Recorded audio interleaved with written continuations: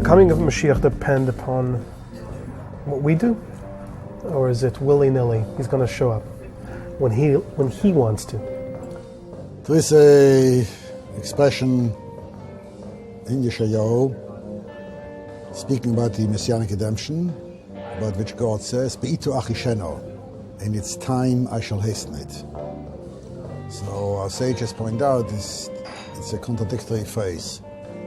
If it's in its time, then it's not being hastened. If it's hastened, it means it's before its time. So the two words are mutually exclusive. And they explain that there are two possible dates for the coming Moshiach. One is Bito, in its time, a preset and predetermined time from even prior to creation,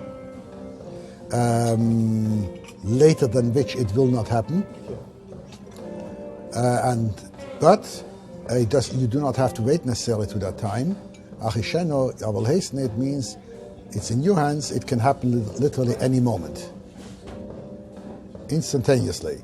Pisam Yovaha Oden Elecholai, that the master will appear in his palace suddenly, out of the blue. How's that in your hands? If it's, I will hasten it, why is that? It sounds like he will hasten it, not God will hasten it. So how's that in our hands? Depending on myself. If I'm ready for it, so if I'm ready for Mashiach, then God says, okay, there's no point in holding it up. There's no point in waiting. I'm sending him, because the revelation, the manifestation of Mashiach is something which depends exclusively on God. No human being can say who is Mashiach, or appoint anybody as Mashiach. No human being can say this is the messianic era, etc., etc. All these depends on God, what God does, and then it will come an empirical fact of reality. Which means that we have two dates. One is a predetermined date, set and cast in stone, as it were, which according to tradition even precedes the creation of the world, because that is the ultimate purpose of the world. So Mashiach, the soul of Mashiach, and so forth, is already in foresight of God as He creates the world. Why do I create this world? Because we'll have to go through those stages until we reach the final stage. Even if we're not prepared. Even if you're not prepared. So even if the stages... If you're not prepared, then God has many ways of preparing us. As the Gemara has an expression from one authority that obviously they say the concept of tshuva, returning to God, is a precondition. What if they don't do tshuva? So then God says, I have ways of making you do tshuva. That I can raise among you another king like Haman, not a leader, persecutor, that will wake you up fast. He'll make us an offer we can't refuse. That's what he was not going to make us an offer, but he will oppress you in such a way that you have nobody else to turn to but God, and then you will do tshuva, and then I say, okay, you have done tshuva, now I can take you out. Right. So that God will find his ways, there are verses, as a matter of fact, in Ezekiel, Yechezkiel, where it says that even if you will not want to leave the Galut, B'yot chazoko, I will grab you with a strong hand, pull you out by the hair, whether you like it or not. Really, punishment and tshuva are really the same thing deep down, then. No? Punishment and tshuva? Punishment, divine punishment. When we talk about divine punishment... Divine punishment is to serve the purpose of tshuva. It's a means to get to tshuva. But which is what you're describing now, If right? I don't wake up myself, yeah. It's like you give a punishment to a child, not because you want to punish the child, but you see, I lock you up now, so you do your homework. You can't go out until you do your homework. So they both punishment and tshuva, what I mean is, by the way you're describing it, accomplish the same thing. It's up to you. Do you want to do tshuva or do you want the punishment? Punishment doesn't accomplish anything. Punishment is supposed to accomplish something within me. It's supposed to waken tshuva? To wake me up, to make me realize, look here, I find myself now in this spot. Yeah. I'm in trouble now. Why am I in trouble? I was in trouble yesterday. Hey, you stepped out of line, you did this, you did that. So that's why these things happened. So how do I get rid of the problem I have? Rectify the situation. That is tshuva. Tshuva is rectification. Is that what you're describing now? But God finding a way for us to do tshuva? Yeah, God can find many ways for us to do tshuva. Through punishment, isn't that? That's not simply punishment? Punishment can be a punishment on its own, where I have to, also as a means towards an end, but not necessarily that if I steal, I will be punished. I have to give back what I stole. There may be a fine. that is a punishment not for tshuva. That is simply a rectification of the evil that I've done to set it straight. I have not yet necessarily done tshuva. I may do so simply because the court tells me to do so, and there's a policeman, a sheriff watching me that I do so, that the rightful owner gets back what he deserves. But if I had a choice, I would not do it. So therefore, I've not really done tshuva. Divine punishment operates that way too? I mean, that's punishment by a human court of law to rectify a certain injustice. Let's put it that way. The punishment is very often inherent in the sin itself. Yes. That is my action that brings about these consequences. So it's not that God sits there and necessarily has to mete out a penalty. That God has built it into the system.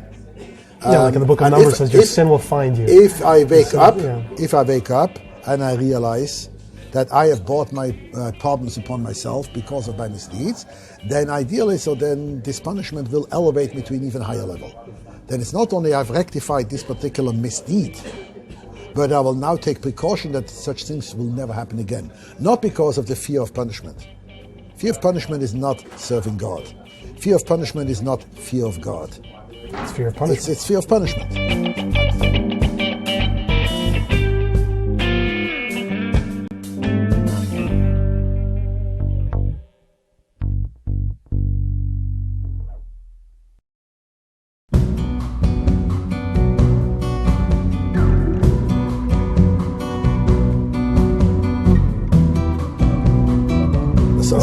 With regards to Moshiach, then there is a set date later than which it will not be, when God's purpose will be realized. It will happen. You would argue you are not ready for it. God will find ways of making you feel ready for it. Alternatively, that we can ready ourselves before. And that is the whole idea, that God desires nothing more than to send us Moshiach. It's in God's interest as well. So if it could be a day earlier, God will be more than happy for that. Do the two scenarios also imply two different consequences? In other words, two different types of messianic eras? Will the messianic era itself differ depending on how we arrive at it? Or is it going to be just one way and it's just two different ways of getting there? No, they won't make any difference. I mean, I would think an obvious difference is that in one scenario, we can be a little bit proud of ourselves, as it were. That we have accomplished it. If it's a time of Moshiach, and there will be the manifestations of Messianic era, the Messianic prophecies, that in more Lord's day as Hashem, the whole earth shall be filled with the glory of God. There will be this ayin b'ayin you will see even with your physical eye, a divine presence and so forth. Then it is there. So to say now you'll only see half, and the other half you get to see later on, that doesn't make sense. Either it is or it isn't.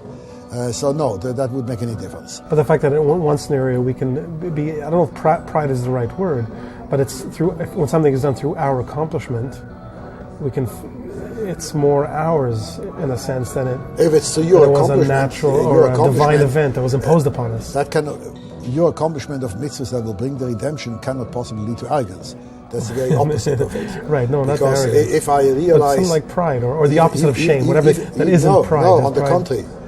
Like bread of shame. The greater the person is, and the more a person achieves, and the more successful the person is in the spiritual self-elevation, the more humble he will get. Right. Because that will only come from the realization that I am my own and nothing. There is a medrash which says, you think you do me a favor putting up a mezuzah on your door. You're not doing me any favors. Because after all, who gave you the house in the first place where you have a door to put a mezuzah on? You worked with that on your own, you make your own money. Who gave you the energy to work for that? Who gave you the success? There are lots of people who work and put in a lot of effort, and they're still scratching the surface. But we do have this concept of bread of shame, don't we? That we don't want, God wants to give us according to our labor rather than but that is something bread that we of should shame be embarrassed is about. The opposite of bread of shame is not pride. Right, bread so that's why I hesitate to use pride. But I don't want to get a freebie. Yeah, right. The same as the bread of shame is when I am a panhandler. I have to go begging. So I'm embarrassed that I have to go begging and dependent on the good grace of somebody else. So here likewise, God, I know you take care of me. You provide me with everything that I have. I feel embarrassed that I'm taking this for free. Without even thanking you, without having made an effort to deserve it. So therefore, isn't one of the messianic scenarios a little bit, maybe has a little bit more shame than the other one, maybe? Or shouldn't we be embarrassed if God has to strong-arm us into a messianic era rather than something that he will hasten because of our deeds? Well, that is what tshuva is. Tshuva is shame. The two types of... The word tshuva. Yeah. Take away the letter tov. Yeah. You have left with the letters of busha. That is what tshuva is, embarrassment. Yeah. So the tshuva that will precede, in whichever way, the coming of Moshiach, that's what tshuva is. Tshuva is embarrassment about what I have been, what I have done, what I failed to do, etc., etc. So embarrassment is not something negative. Today we talk, a psychiatrist will tell you, don't make him feel ashamed, don't make him blush, etc., etc. Get rid of the guilt trip. Guilt trip is the healthiest thing that a human being could possibly get. I wish and pray that everybody would have guilt trips. Then they would realize where they step out of line. But here today we live in a society where they say, no guilt. So which means whatever happens is water under the bridge. Hey, it happened, so what? Let's no use crying over spilled milk. And I'm certainly not going to get embarrassed about this and that. No, the idea is to get embarrassed. But embarrassment is not in the sense of cutting you down, of pushing you down. The embarrassment is in the sense, as a matter of fact, there's an expression in the Gemara that better just one stroke of embarrassment than 100 lashes with a whip. That will do it. That is tshuva. 100 lashes, yeah, okay, you do it because of the pain, because of the fear, because of the etc. There it comes from, embarrassment is from within, where I realize and recognize what I have done wrong. And since I'm embarrassed, if I'm truly, what means embarrassment? That it's not because of what will people say. That's not embarrassment. Embarrassment is being ashamed of myself. Yeah, shame is really... a sense of shame from myself. And therefore, if I'm truly embarrassed by that, I will rectify that. The same if somebody sees me in an embarrassing position, walking somehow, something happened, my clothes fell off me while I'm walking the street, and people are looking at me and laughing at me, what would I do? The first thing I would do, rectify, put on my clothes again, cover myself. Likewise, when you're embarrassed within yourself, what makes me feel ashamed, what makes me feel embarrassed? This and that action. So cover it up. See, I'm talking about the possible embarrassment in the actual messianic era rather than the tshuva leading up to it. Or let me put the question another way. Is what's the advantage of one form of embarrassment, the kind that is imposed by God on us? Or God does not embarrass us. We embarrass ourselves. We're talking about two scenarios of a messianic era. He's opening the window, he's turning on the light, so that you now see reality. As you see reality, you see yourself. Right, like Adam and Eve in the garden. So it's not that God has embarrassed me. Yeah. I have come to the recognition of what I have done, and therefore I feel now embarrassed. God will never embarrass me. So in the two scenarios, one type of shame, the kind that we have, let's say shame really, like the shame that Adam and Eve in the garden, one type of shame, the kind that I have come to through my own activity, my own tshuva, I would think would be different from the kind of shame that has been illuminated for me by God. The embarrassment comes, it's the trigger for tshuva. Yeah. There's an embarrassment that it triggers tshuva. I come to the recognition I've done wrong, but just because I feel bad and rotten about it, but that is not tshuva yet. Okay, so you felt bad about it, fine. But did you do something about it? When you do something about it, that is then the tshuva. The more tshuva I do, the more I realize how really bad the situation is, and I'll try to rectify that. The only reason embarrassment is the beginning of tshuva. The end of tshuva is joy, is a sense of wow. If it doesn't lead to the sense of joy, this means there was no tshuva. Right. Why? Because tshuva is like, the word tshuva means to return. What means to return? Here is the place where I come from, here's the place where I belong, and I have wandered off from there. I've wandered way off, I've strayed, I'm lost. Now I recognize I have to go back. Tshuva, return. So I walk back. Every step that I take, I feel so bad that I'm not home. But every step that I take, I realize I'm a step closer to home. And it's still a step closer to home. So on the one hand, embarrassment, on the one hand, feeling very bad, feeling rotten about it, that I'm still not where I'm supposed to be. But on the other hand, I'm getting closer. And then when I get home, Wow, I'm so happy I'm home.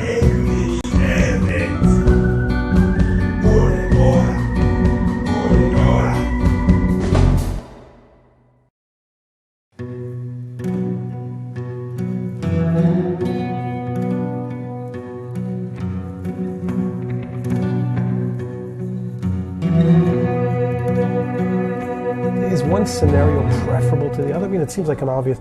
Isn't it preferable that we do tshuva and that we hasten the coming of Moshiach over Moshiach simply showing up because the time's up?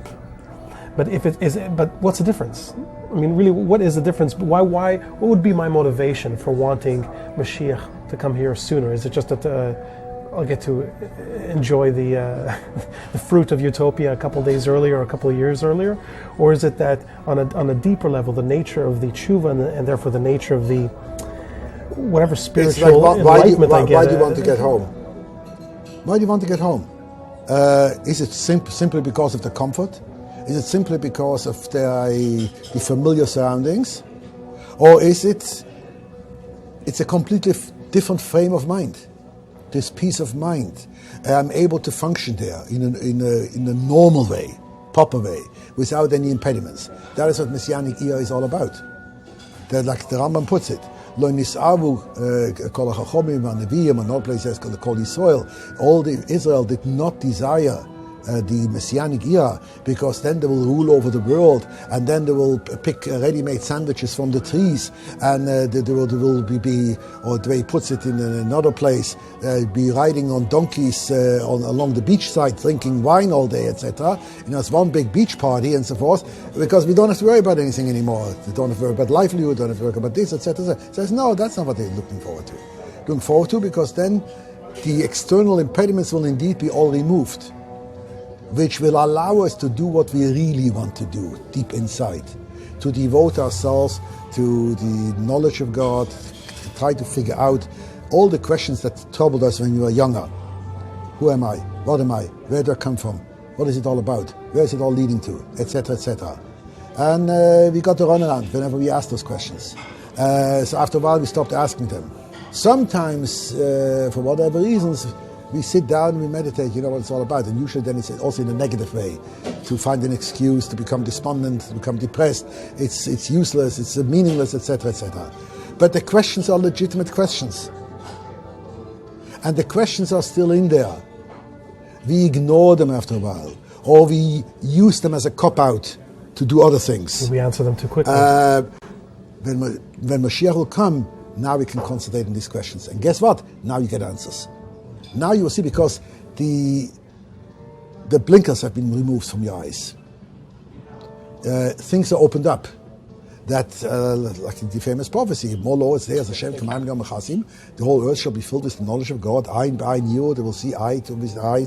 The whole kol bosar yachtov, even with the flesh, the physical reality, you'll be able to see and discover these things. And the more you discover, the more answers you get, the more new questions arise.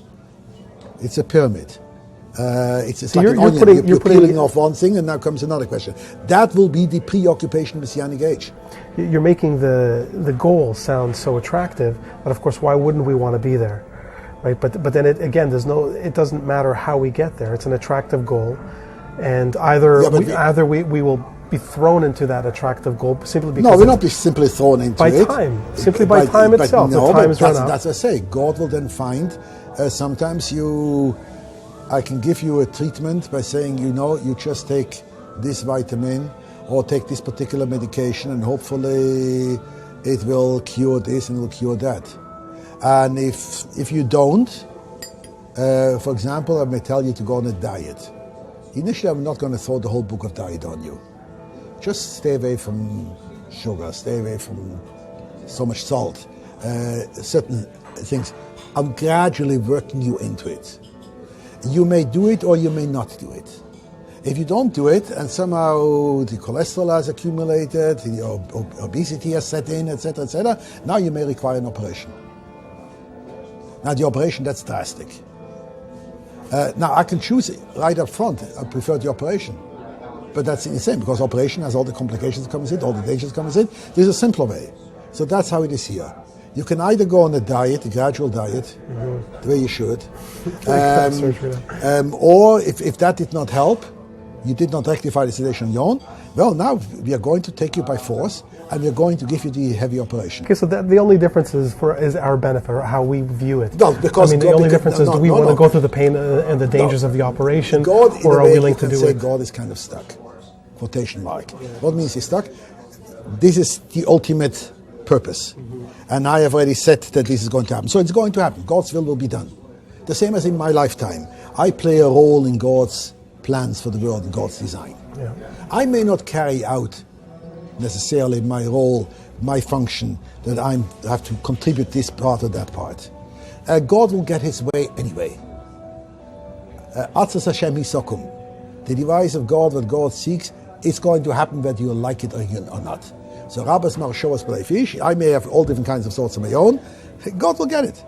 So you have the choice now whether you will cooperate, whether you will carry out your function, whether it's going to be a smooth road, or there are going to be lots of detours with all the consequences of these detours. So here likewise, God's plan about Messianic age will happen. It can happen in a smooth way, simple, proper way, or there will be detours and there will be all the negative things that may come along with that. And that is in our hands. That depends on us, how we go about it. The only difference is in the process. It's strictly in the process, and strictly in how, and the difference is in how much suffering. But then, by the same token, we should not go around griping and complaining, because it is in our hands. Complaining that Moshiach has not come yet. Yeah, or that why is this and why is that and so on. So the question comes back: what have you done about it? Indeed, you're right. You have rightful complaints. You have rightful statements with regards why is this, etc., etc. But then the response is, what have you done about it? Just sitting there and griping and complaining. One of the Lubavitcher Rebbes once said, one action is better than 1,000 sighs. We all krechts, oi wei this, oi wei that, oi wei that. Oi wei, fine, so easy to krechts. But what about sticking your hand into the water and doing something? Just even stick one finger. So just to kvetch and to krechts and so forth without doing anything about it. What's the point? And that will be the question that comes back. So it's all fine, you can complain to God, you can say this and that, why isn't Moshiach come yet? Why isn't this yet? Why isn't that yet? God simply comes back to you and says, what for? And if I send him, you wouldn't even recognize him. You wouldn't even know how to handle it.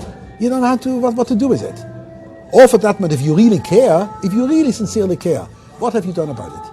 Have you tried to bring some improvement, some correction, some good deed? Not just in terms of yourself, but in your whole sphere of influence, where every one of us has a sphere of influence. And if not, keep quiet. You have to run? Yeah. All right. If you like that video, hit the subscribe button and notification bell below for hours of the best Jewish content online.